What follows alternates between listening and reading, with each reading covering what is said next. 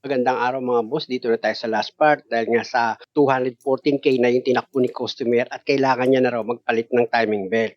Kung napanood nyo nga yung part 1, ang problema dito sa nabili ni customer na tensioner, baligtad yung pagkakalagay ng pin kaya inilipat ko pa yan dito sa kabila. Yan o, makikita nyo mga boss. Kasi dapat pag inilagay ko itong tensioner, dapat hihilahin ko yung tensioner pin niya dito sa harapan. Ang problema tumapat sa likuran eh.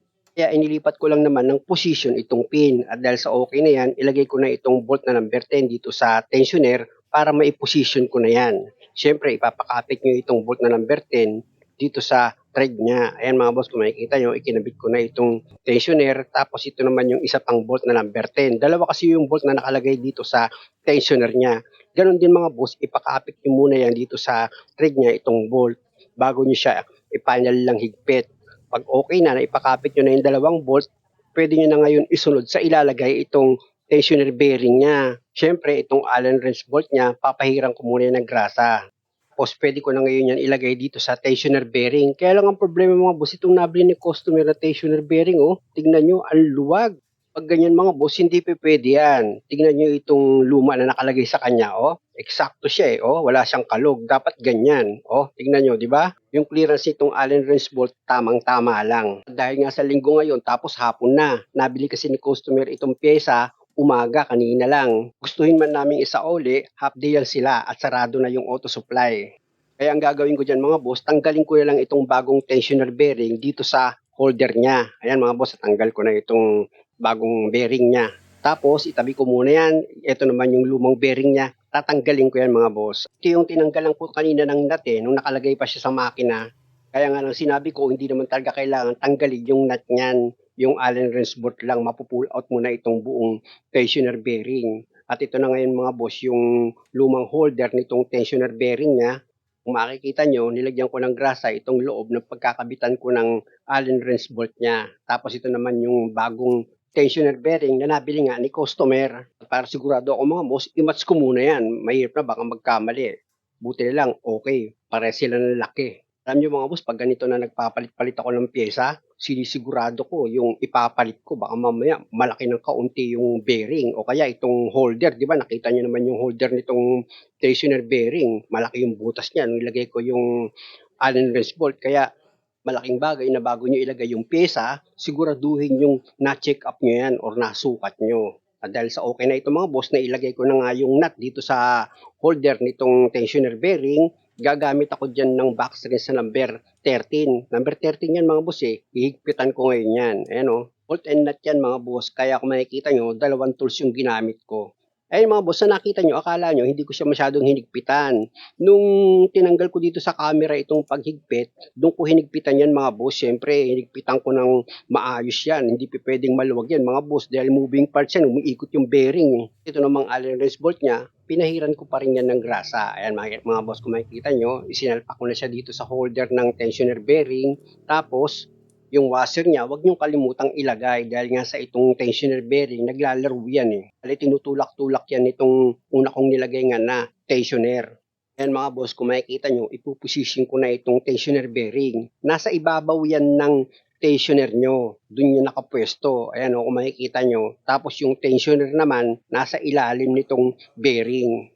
Dahil sa naipakapit ko na yung Allen wrench bolt niya, ito na ngayon yung bagong bili ni customer na timing belt. Original yan mga boss. Actually, ayan yung unang-unang nabili ni customer eh. Hindi niya alam na meron pa pala itong papalitan na tensioner at bearing. Dito naman sa timing belt mga boss, yung tinuro ng daliri ko, dalawang guhit na kulay dilaw. Itatapat nyo yan dito sa marker ng camshaft gear nyo. Tapos sa baba naman, meron din dyang gatla or timing mark na yung isang dilaw, dun dapat nakatapat yan.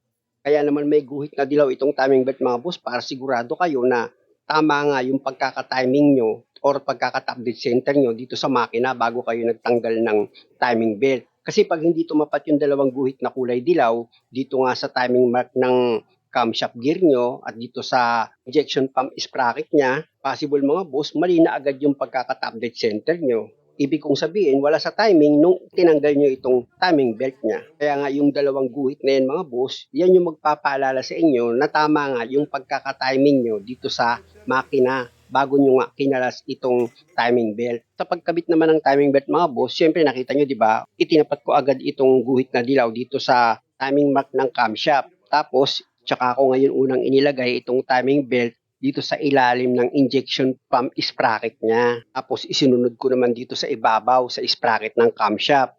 Kung makikita nyo mga boss, yung guhit na dilaw, nakatapat yan dito sa timing mark ng camshaft. Diba? O, tingnan nyo. Lagyan ko ng araw yan mga boss para mas maintindihan nyo. Tapos dito naman sa baba mga boss, ganun din dapat yung guhit na kulay dilaw dito sa timing belt, nakatapat din yan dito sa timing mark ng injection pump sprocket niya. Mga boss, kung makikita nyo, nilagyan ko rin ng arrow yan para mas mag-get nyo. Ayan yung guhit na dilaw mga boss, kung makikita nyo, yung tinuro ng arrow na kulay puti, di ba? Tama rin siya. Pag ganyan yung pagkakagawa nyo mga boss, tama yung pagkakatiming nyo, pati dito sa timing belt na itapat nyo ng tama yung mga marker nyan, pwede nyo na ngayon hugutin itong pin dito sa tensioner. Ayan mga boss, kung makikita nyo, hilahin nyo yun, tapos pipitik yung bearing, itutulak nyo yung timing belt. O, di ba? Dahil nga sa tumulak na itong tensioner bearing, pwede mo na ngayon higpitan itong bolt dito sa tensioner. Dalawa yun mga boss na number 10. I-final mo na ngayon yung higpit. Siguraduhin nyo lang na maayos yung pagkakahigpit nyo dito sa dalawang bolt ng tensioner. Tapos gamit ka na ngayon ng Allen wrench mo para mahigpitan mo na itong bolt dito sa tensioner bearing niya. Pag okay na, dahil nga sa meron naman akong panghangin, hanginan ko muna itong timing belt, pati itong bearing niya, bago ko ilagay yung cover niyan. Siyempre mga boss, baka mamaya may nalaglag dyan na dumi, pwedeng makadamage dito sa timing belt at least kahit papano, mabugaw. Ganun. Actually mga boss, ako rin yung dati nagpalit ng timing belt ito. Ayan kung makikita nyo, 120k yung tinakbo niya nung pinalitan ko itong timing belt. Ayan, di ba? Nakita nyo na. Tapos ngayon, 214 na itong tinakbo ng sasakyan ni customer. Kaya pinapalitan niya na rin ulit sa akin itong timing belt niya. Dahil nga sa okay na ito mga boss, ilagay ko na itong timing belt cover niya. Siyempre yung bolt niya na number 10 mga boss, ilagay nyo na dito sa ibabaw. Bali dalawa yung bolt na nakalagay dyan. Yan, nakita nyo mga boss, di ba? Pinapakapit ko na yan dito sa thread niya. After nyan, yung sa gitna naman na bolt, dalawa rin yan mga boss. Kabilaan lang naman dito sa cover ng timing belt mo. Ayan, kung makikita nyo, ipinapakapit ko na rin yan dito sa thread niya. Itong dalawang bolt nga na number 10. Alam nyo mga boss, kung ganitong klase yung sasakyan nyo at magpapalit kayo ng timing belt, ibig kong sabihin kayo yung magdi-DIY, nako, kayang-kaya nyo ito. Mas madali ito sa lahat na ginawa ko. Basta ang mahalaga lang mga boss, bago nyo tanggalin nga itong lumang timing belt, siguraduhin nyo na naka-top dead center yan. Ibig kong sabihin yung mga marker nitong camshaft sprocket niya, pati yung injection pump sprocket niya, dapat tama yung pagkakatapat nyo ng mga timing mark niya. At higit sa lahat mga boss, kung makikita nyo, di ba, kakaunti lang yung tornilyo na tinanggal ko sa pagpalit nga nitong timing belt. At dahil sa okay na ito mga boss, nahigpitan ko na yung 6 na bolt dito sa timing belt cover niya, pwede ko na ngayon i-start itong makina. O di ba mga boss, nakita nyo naman, ganun-ganun lang napalitan ko na itong timing belt. Ilang tornilyo lang naman kasi yung tinanggal ko dyan. Tapos ngayon, pwede ko nang i-start itong makina. Yun lang, umandar naman kaya itong sasakyan ni customer.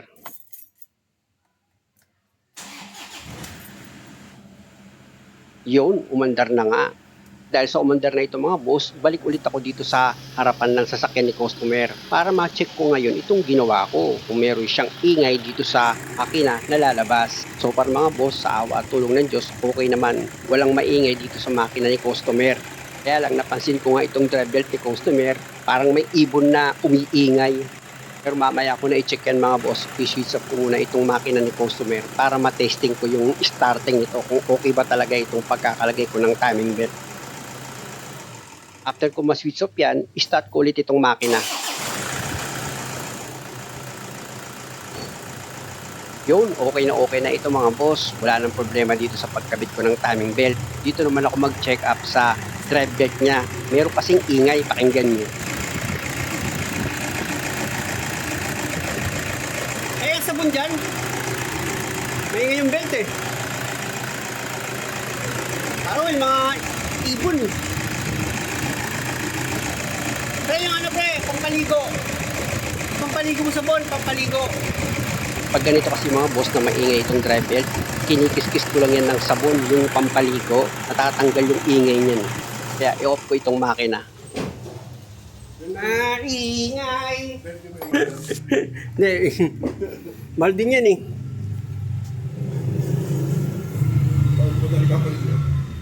Ito, hindi ka pa nagpalit.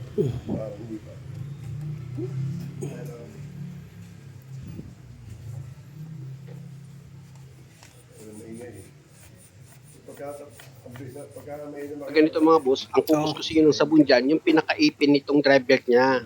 Hindi yung labas, yung pinakaipin. Kasi yun ang tumatama dito sa mga pulley. Pero hindi naman lahat ng klase ng drive belt, pag kinuskus mo nga nitong sabon, matatanggal yung ingay. Meron talaga mga boss, may problema na talaga yung drive belt niya or yung fan belt niya, kaya hindi matanggal yung ingay na naririnig nyo dito sa makina. Gaya nito mga boss, 200,000 na mahigit yung tinakbo ni customer. Pero itong drive belt niya, hindi pa raw pala ito napapalitan. Aba, at hindi. Sinabihan ko nga si customer na kailangan na talaga palitan itong drive belt niya.